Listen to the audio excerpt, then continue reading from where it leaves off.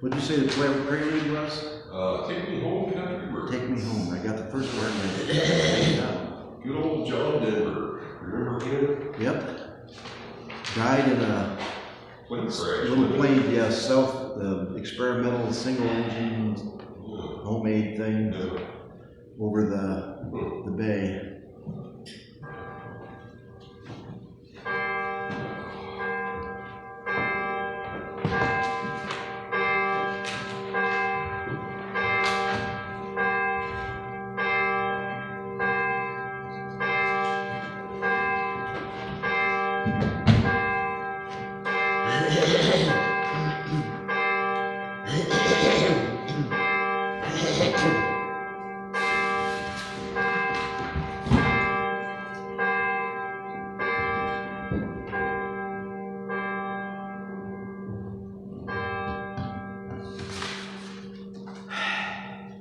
Okay, welcome to First Universalist of New Madison.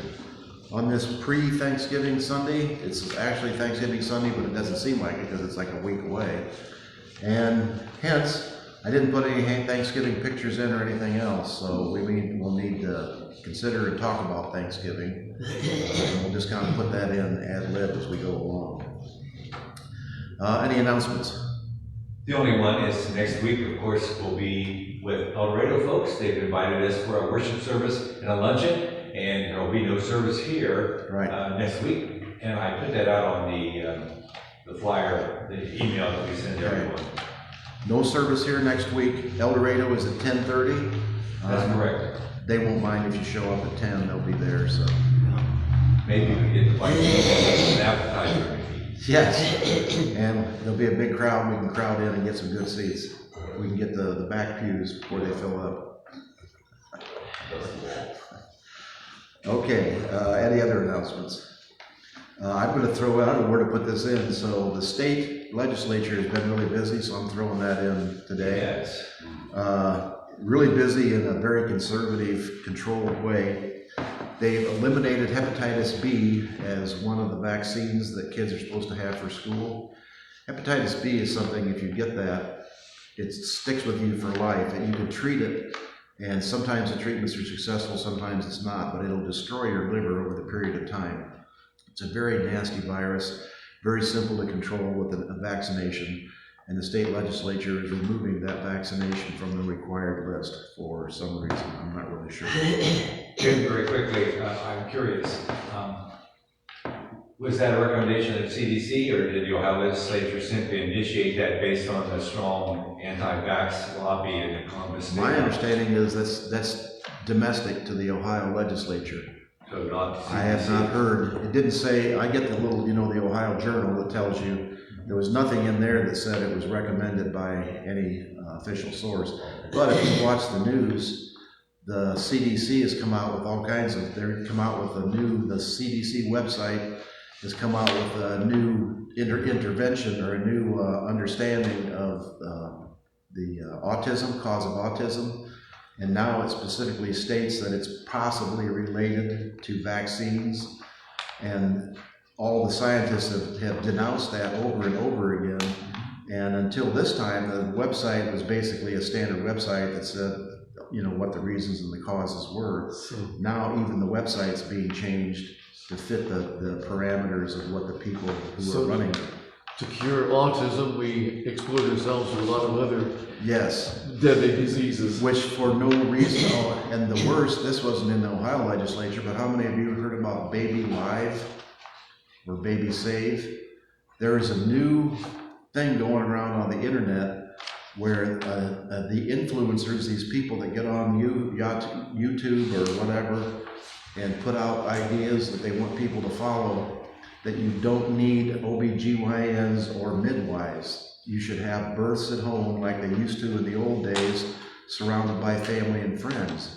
That sounds like homeschooling to me. It sounds like homeschooling, except the one example they brought up was the baby died because the umbilical cord was wrapped around his neck and he couldn't breathe, and he was born, and nobody there knew anything about birthing babies. They didn't even have a midwife there, and all they would have had to do is unwrap the umbilical cord and start CPR, and they just sat in the group and prayed and said, everything will be fine, it's always fine, God will take care of this, and they ended up with a dead baby. So I'm one of those for take responsibility for your own actions. So if you choose not to get vaccinated and die from smallpox or whatever disease, that's your responsibility. But for kids to be subjected to this and children to die is a travesty. And while we're on children in Ohio State Legislature, they have ordered that the Baby Olive video be shown to 5th graders through 12th graders every year. Baby Olive is a right to life thing that is full of misinformation about when conception and when there is a life, when the heartbeat starts. They say the heartbeat starts at like 6 weeks or whatever. That's a fallacy.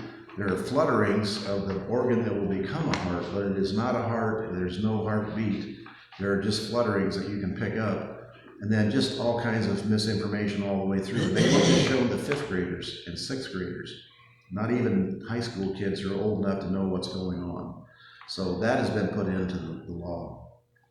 The 10 Commandments, the state legislature has decreed that the 10 Commandments are now to be taught as a historical document in all schools in Ohio, not as a religious document, but as a historical document. So we are basically, the light is getting dimmer and dimmer. We're heading into the dark ages, basically.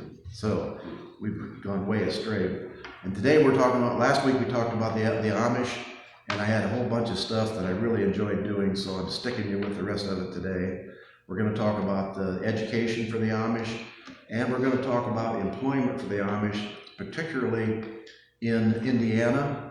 80% of the RVs in the United States are built in northern Indiana, and almost 50% of the people building RVs are Amish. There are 60,000 Amish in northern Indiana, Napanee, Topeka, Shipshewana, Elkhart.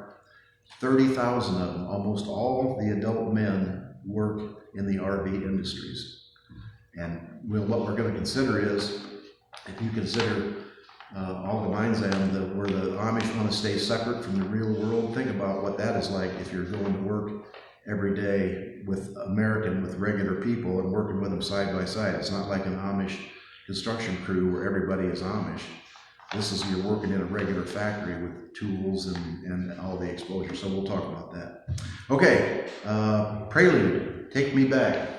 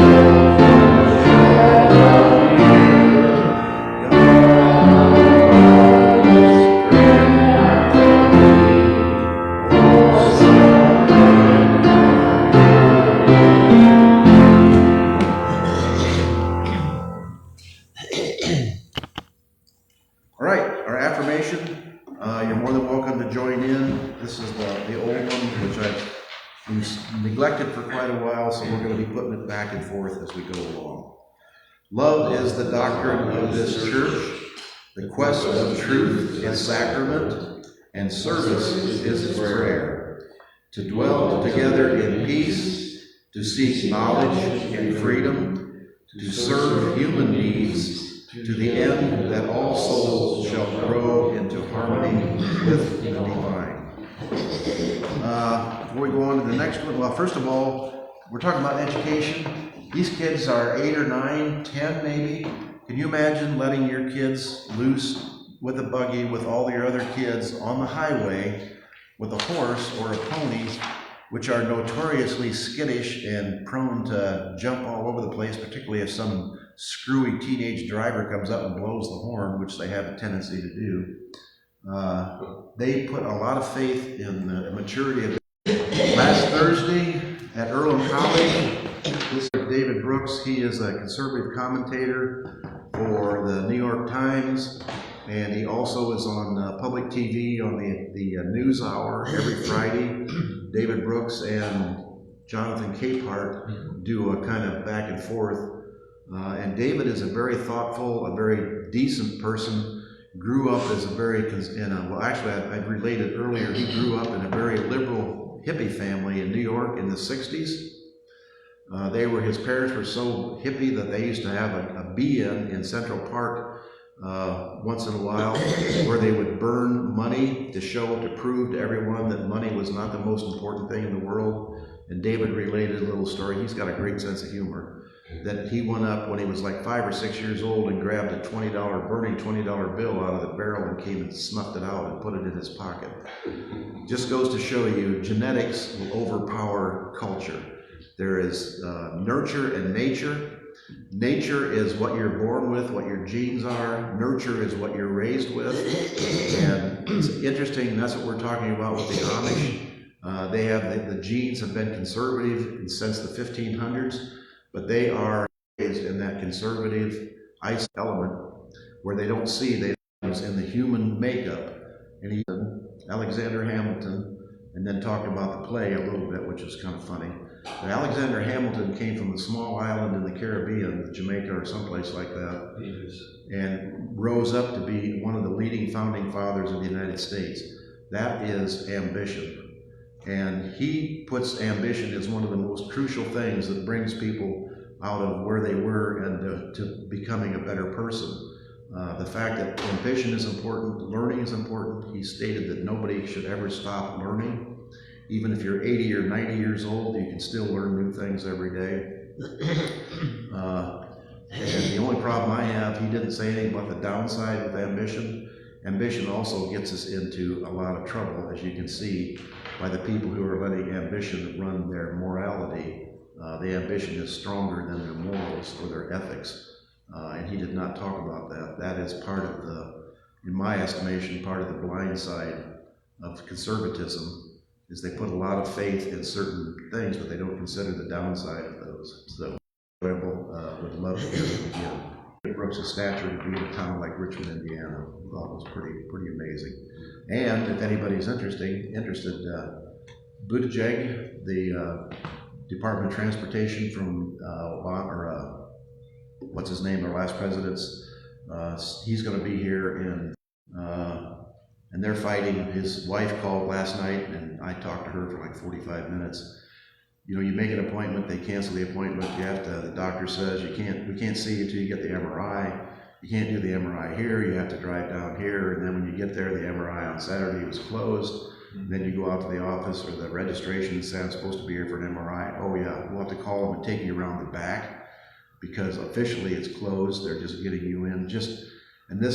It's hard enough when you're dealing with something that's terrifying as cancer without having a medical system that terrifies you just as much. Is insurance going to pay for this?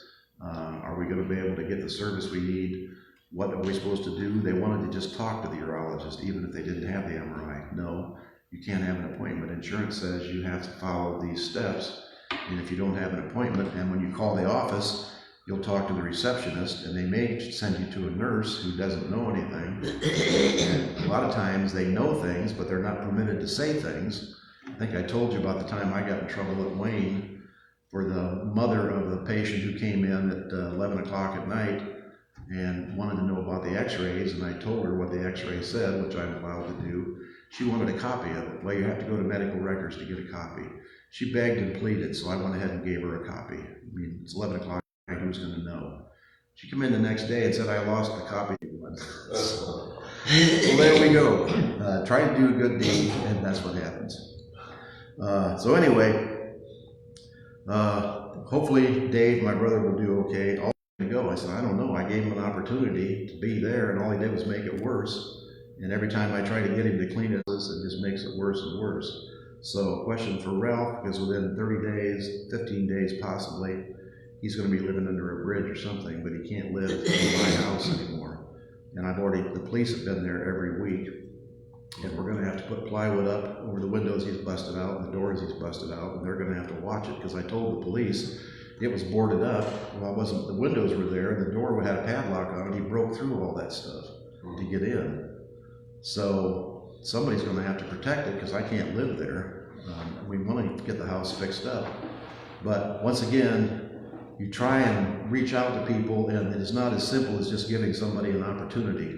Some of these people are so mentally ill or so mentally deficient that they can't grasp the concept of how you get along in real life, and you can't treat them like that. I don't know what the answer is. I would say some kind of a homeless shelter where they can go in, but then they cause problems because they want to use drugs and they want to be in charge and control. And you can't be in control unless you're living under a bridge. You can't be in somebody else's building and do whatever you want to do. Homeless shelters have hours when you can come in, when you can go out, what you can have there, what you can't have there.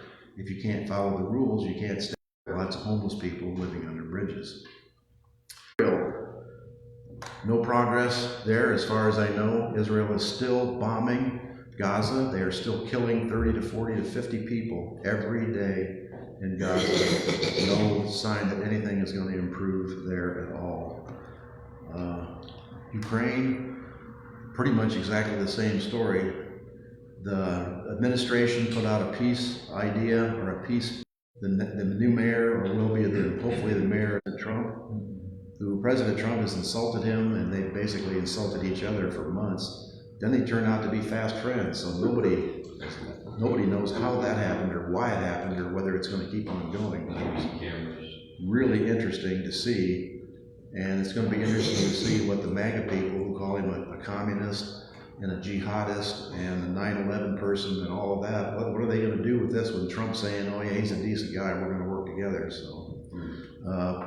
So, working together is possible. Let us never say that anything is impossible. Something that people would have said before, that it would be impossible that Trump and Mondami would end up being friends.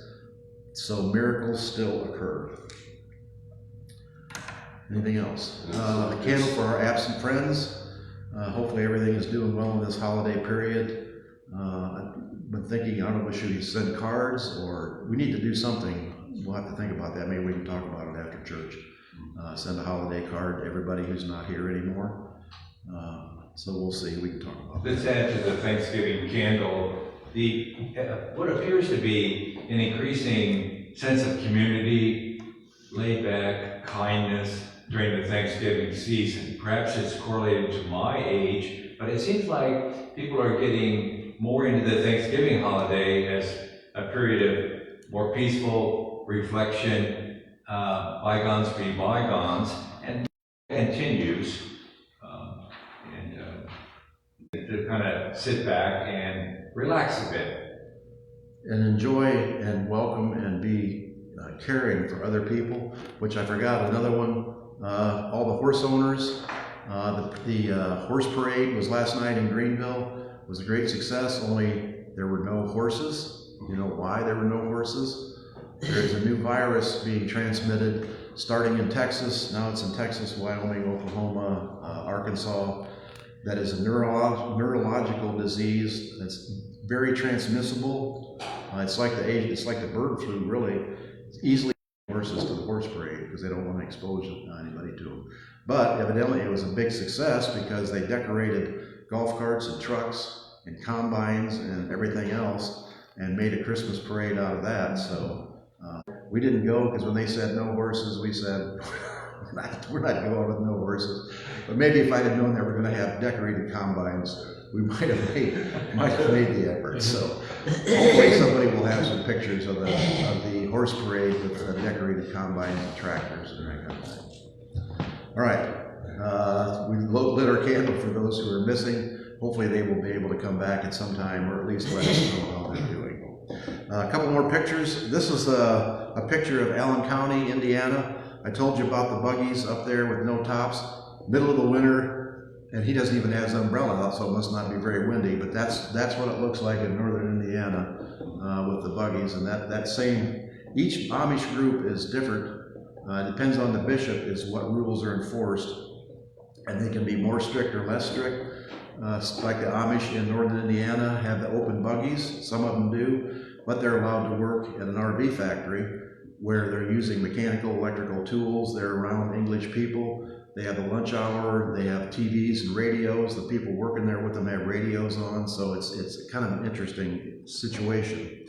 And the other thing is, this is the old-fashioned way. Hay. This is what hay was. This little thing here, sweep up and sweep up and sweep up, and it pulls the hay to the top of the wagon. And they don't show the guy there, but there's a guy with a fork up there who takes it and piles it up. And pretty soon that wagon is as high as that headboard, full of loose hay. They take it to the barn, and you see they're allowed to use diesel engines or gas engines for that. They aren't allowed, they're allowed to do that. But the other thing you notice is all these wheels are steel wheels. They're not allowed to use rubber wheels. So the Amish are trying to go between, and one of the reasons is, as more Amish take jobs off the farm in Allen County, Grable, where we were, they run almost all the construction businesses. And you can see in Dark County, there's 2 or 3 Amish groups. When you see a house that starts with no roof in the morning and the roof is on and they're gone by the afternoon, it's because 20 Amish men have been there, men and boys, and have crawled over it like ants and done an entire roof in one day. They run a lot of the construction crews. But that means they're not home to be doing the farming. So up by Elkhart and LaGrange, the same thing is happening. They all have their 60, 70 acre farms, but they don't have the labor to run those farms. It's the women and the boys, and whoever's left over is working there. So they need to make some kind of concession to labor saving devices. So this is the way to get around it. They've already said you could use diesel engines or gas engines like to pump water, or to run your electric sawmill. You can run a diesel engine, not electric, but you can run it with a diesel engine. Now they can put this on diesel engines. They chop corn, which I didn't get a picture of, but they actually chop corn to make silage and blow it up into a silo with a diesel engine on a fixed platform. So they are making adaptations to Amish are never going to be competitive with modern farms. You can't farm 100 acres or 60 acres and make a living like you used to be able to in the old days. Now it takes 1,000 acres because the price of corn is what it was in 1960 or 1970. And you can't put the expenditure into that. So that's what's happening with the Amish there. And this is another one I wanted to show you, which I thought was interesting. This is Eli Yoder. I told you about Eli Yoder. He was the one that was singing the song from before. He's what we call in Indiana, what we call jerked over, bringing people out of the church, which is kind of an interesting thing. But this is his experience. His father was within a week. His father had called him and said, come get me. 2 days later, a day or two before Levi was to pick his father up, he was informed that his father had committed suicide. His father had been shunned multiple times because he was an alcoholic, had been arrested for DUI, operating a horse and buggy when he was drunk. And of course the church frowned on that, so he was shunned. And then he would confess and do his penance in front of the church and say he would never do it again. And like addicts of all kinds, whether they're drug addicts or alcoholics, he would fall off the wagon and do it again. So he had a tenuous relationship with his family and with the church. And so when he died, this is what Eli has been dealing with. You know, from the Amish cemetery, a lot of you youth followers are asking why my daddy was buried separately. So let me explain. So he's buried here separately because he did take his life in his own hands. And when you unalive yourself, that is the punishment. He was buried separately, and they read an excommunication letter over his grave. Isn't that amazing? Praise God. Look at that beam coming right down over his grave. Look at that. It gives me chills. Wow.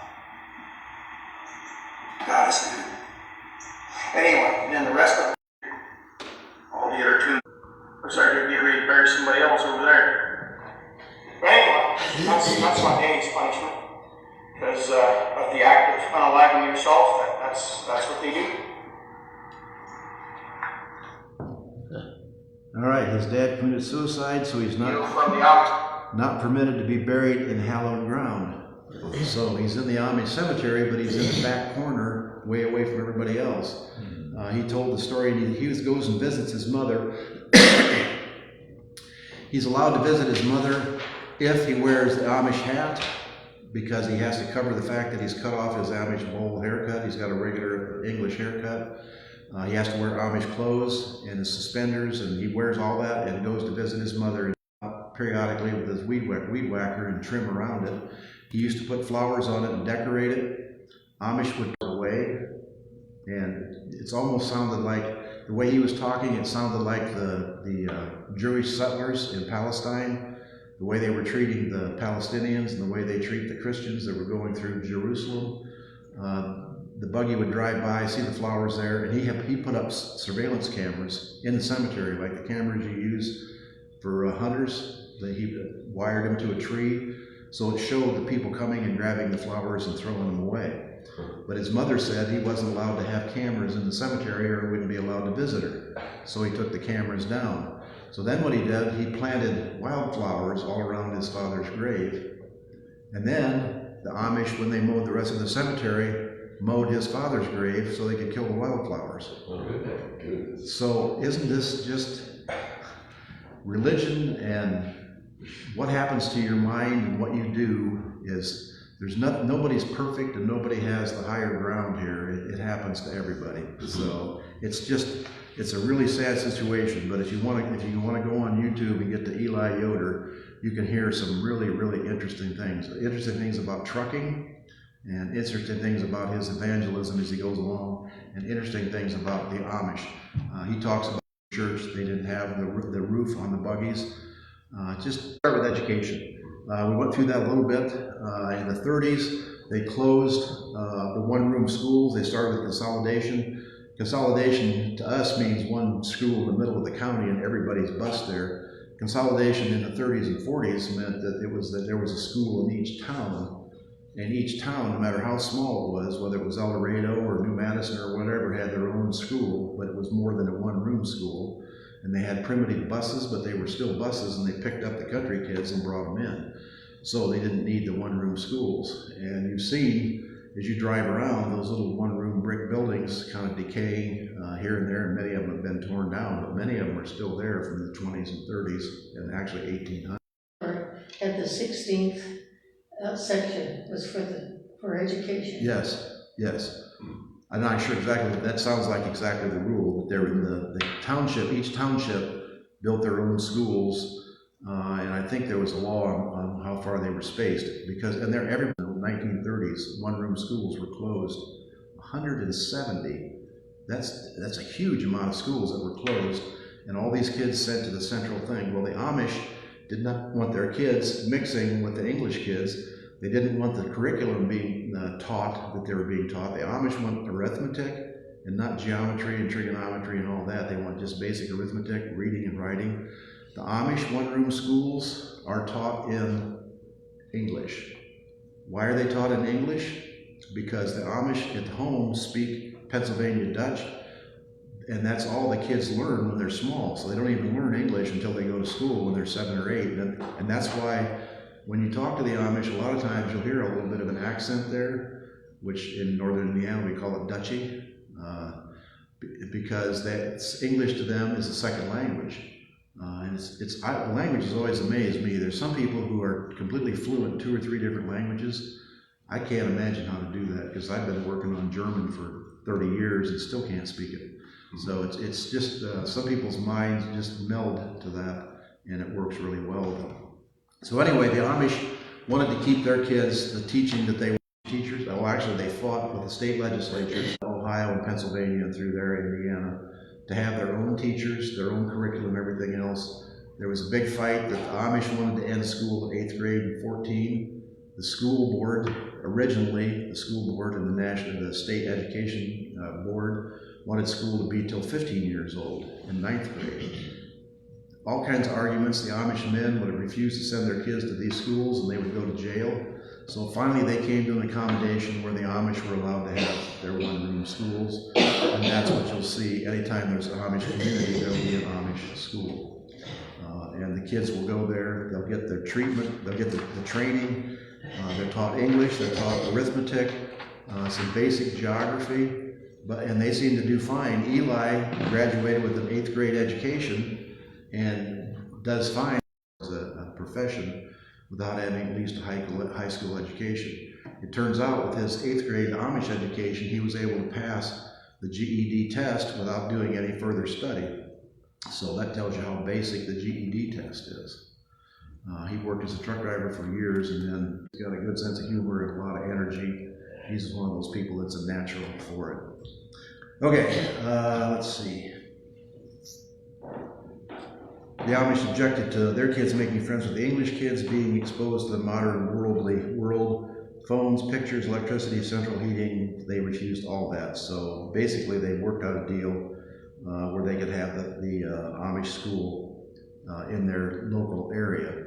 All kinds of rules have to be separated. They have the one room or the pit toilet that is out in the yard. They don't have flush toilets in the Amish schools. They're heated by wood stoves or coal stoves. That had to be a special rule because the state says you can't have an open fire in the same room with kids, obviously with the danger of kids being burnt. So the boilers had to be in the basement. Well, Amish schools don't have basements, so they had to pass a special regulation on wood burning stoves in the relation that people will make with what's going on. So then you've got Rumspringa. When they get to be 15 or 16, there's a choice to join the Amish church. They are Anabaptist, which means they refuse infant baptism, and someone is not considered a member of the church or baptized until they choose to do that. Until they choose to do that, they are not constrained by the Amish rules. So there's lots of problems with Amish teenagers. Their family, nobody can talk to you, have any contact with you of any kind. If you don't join the church, you can still have contact with your family, and there's certain things you can't bring you can't bring cameras and things like that onto the home ground, but you're at least allowed to come there. Unlike Levi, who had to wear the hat and the clothes. They even gave him a hard time about his glasses. He had modern glasses with the tinted lenses. That's not allowed in the Amish, so he had to not wear his glasses when he came to see his mother. Just all kinds of little interesting things. Okay, but most of the kids, and you would think when the kids are exposed to this, how do the Amish keep their kids joining the church? Because the recidivism rate, the rate at which kids break away from the Amish church, people like Eli, is very, very limited. Eli has 4 or 5 brothers in the same family, and none of them have left the church, and they were exposed to the same things he was exposed to. So how do they do that? It's because when you grow up in what is more or less a cult and being surrounded by that your entire life, you don't know anything different, you don't know anything life is like outside of that. You have to have independent personality, pretty outgoing like Eli personality to break away. And if any of you know any people who have left the Amish church, or even if you know people who have grown up as Mormons and left the Mormon church, it takes a pretty independent, critical thinker to be able to do that, to be able to say, these are my ideas and they don't mesh with what I'm being taught. Most people go with the flow. So all these kids who go out and drink and carouse around, they eventually find an Amish girl, they get married, they grow a beard, they wear the clothes, and they become faithful members of the church. Now, what is causing problems is in like Napanee and the RV industry, where there are so many Amish men working there. part of the problems that are being raised is in the RV industry, in the farming industry, it's basically hand to mouth. You make enough money to provide for the basics of your family. You grow and using at home. You burn wood or coal. These people, these men are making more than $1,000 a week. They're making $4,000 a month. That's an unheard of amount of money for the Amish. What happens when they do that? This is an example of an Amish building the trailers up there. And they talk about Amish craftsmen. Let's get that straight. Anybody ever been in an RV or spent much time in RVs? They're not craftsmen built. They're built out of the cheapest materials you can possibly imagine. You can take the walls and shake them and they wobble back and forth. So let's put that to rest. But anyway, that's where they work. But what happens when they have a lot of money? Around Napanee, you're starting to see things like this. Big pontoon boats, bass boats with big gas motors on them. They're starting to spend their money like anybody else who has a lot of money. And you notice the buildings are in immaculate shape, the driveways, and they take very good care of all their property and all their belongings. That's part of the requirement. There are some Amish that are bad, as we went to different Amish farms. Some Amish farms are not as clean as other Amish farms. Most of them are pretty well taken care of. But they started having trouble with people, and nobody has been able to explain that. They're making this kind of money, and they need the money. Why? Because when you're in an accelerated economy and you want to buy ground that's close to your family ground for your kids, what happens to the price of ground? Which I explained to you when we sold our ground up by Grayville. The price is like no relation to reality. Farm ground is anywhere from $5,000 to $10,000 an acre for farm ground, which I'm not sure how you even justify that with the price of crops that they are now. But for Amish who need that ground to put their kids on 50 acres or 60 acres or 70 acres, they're more than willing to spend that kind of money to keep their family close, because as we talked about before, you can't drive very far in a buggy, so you can't buy a farm 50 miles away and put your kids on it. What they do is they basically, entire groups of Amish, when they reach the population threshold, they just move to a new place, like the group that has moved to El Dorado. That's within the last 5 years that all of a sudden you're seeing Amish buggies on 121 and in New Paris. They weren't there before, but they've expanded out because they need more ground. And if you notice around the El Dorado Whitewater Road there's a little nexus of Amish houses that have all been previous English houses, and they've bought those and transformed them, put in a sawmill, they built their. That's how they expand. They've had, with working at Shipshewana, is all of a sudden they've got more money. They're exposed to radios at work. They're exposed to, and one of the things they complained about, they're exposed to bad language. The English people they work with swear like a lot, and they've never heard that before. So they're exposed, and the English people they work with use drugs. They drink alcohol, but there's no real prohibition in the Amish religion about drinking alcohol, so you will see them drink on more than one occasion. And that's how you ended up with the DUIs in a buggy. That's not really prohibited, and smoking is not prohibited. I think they bet on horse races too. They do bet on horse races, and that's because it's horses. And we talked about that. That's the other thing, is when you have money, what happens? You want to stand out, you want to show people that you have money, so you get a boat. What is that? That is an expression of pride. What is the whole thrust of the Amish religion? Everybody is equal. Pride, nobody is to put themselves up higher. They maintain the Amish as a group is because they don't have a great leader who stands up and says how great he is and then turns out to have feet of clay and everybody turns against him, so you're up and down extra. Nobody claim and nobody bows down at your feet or anything else. You have the responsibility to take care of the group, but you're not given, there's no money involved in it, there's no extra acclaim or anything that goes with it. So they're dealing with that, and yet the Amish communities in Shipshewana, Topeka, all those places are still very stable and very strong. And you have to think and try to understand why that is. You would think the centrifugal force is pulling these men away with all the money they've got, the opportunities they've got to do other things. You think that would split the churches up, but they are not being split. And part of that is the indoctrination they receive as kids. Part of it is the super strong loyalty to their families. They've got bunches of kids, and they aren't exposed to TV and radio and all the things that tempt people in this current existence. So maybe that's the reason. I don't know. I'm still looking at it and still learning, like David Brooks says. So, comments, questions? You know, up around Shipshewana, which have a lot of business interest in those stores and the restaurants, things like that, and there are two hotels. Yep.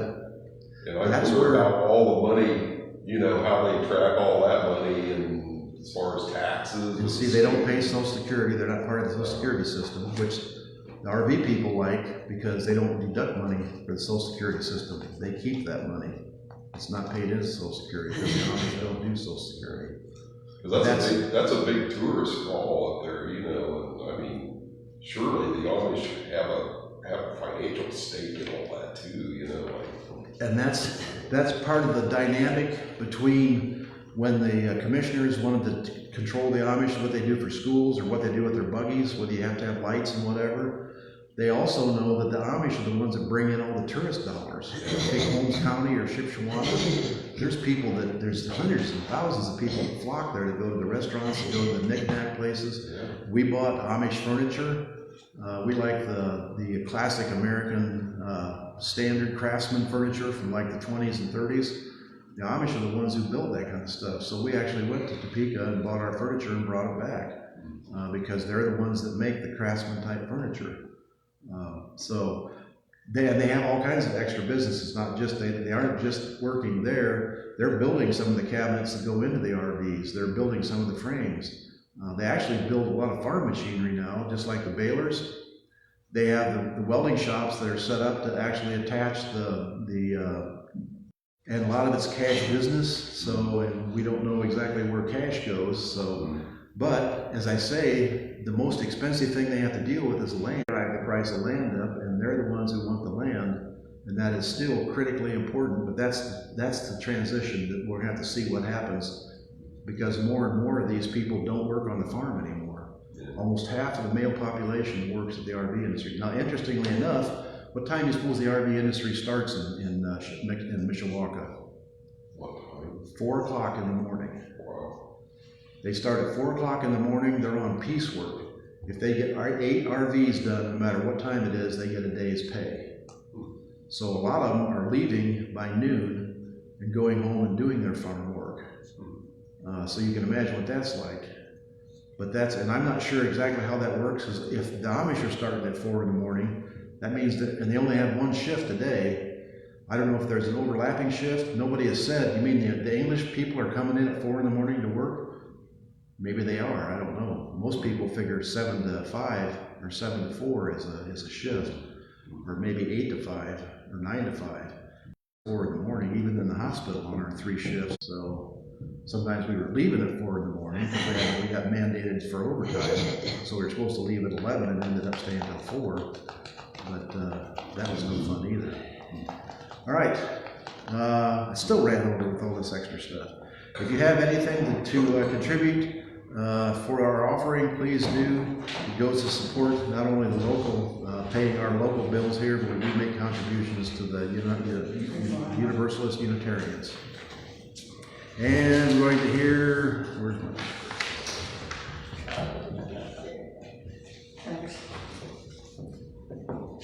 What are we hearing?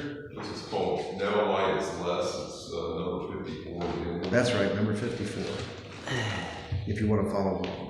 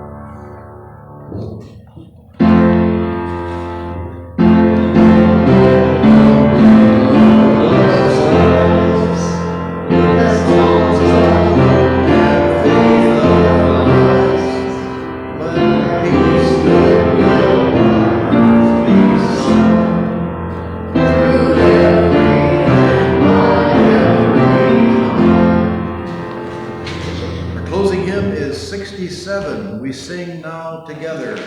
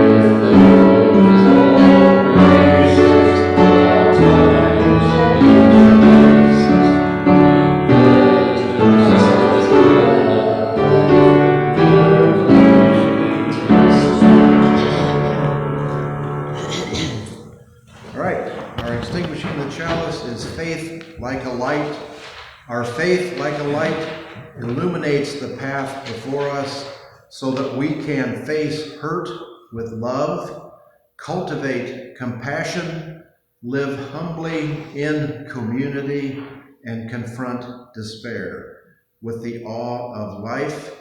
Though our flame is extinguished, our faith shines bright before us. James Galadinsky. Humbly in community. Right. Our postlude is Let There Be Peace on Earth.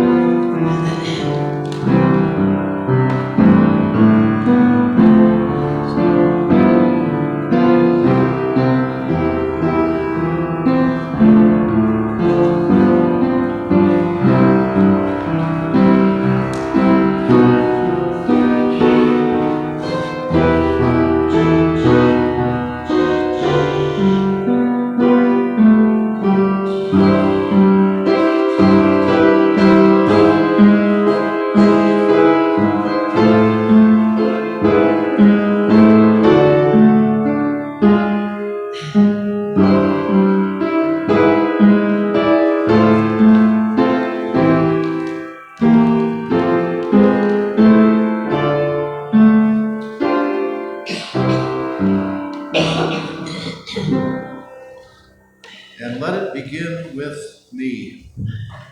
All right. That ends our service. If you can see our horse picture, I kind of went in here because the Amish are not that much different than us. They just display it in kind of different ways. So you'll notice the mud flap on the American truck on the left is the standard. You see that all the time.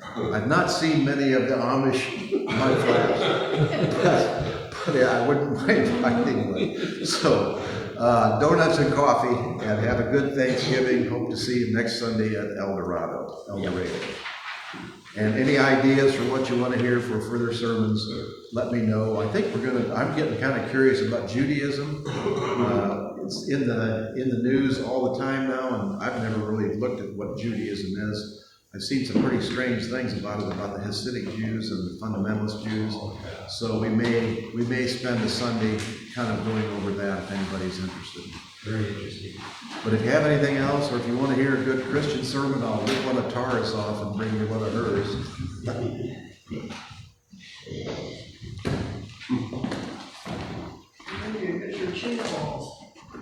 think it's before Christmas sometime. I think it's before Christmas. Before Christmas? I don't know. Just wondering.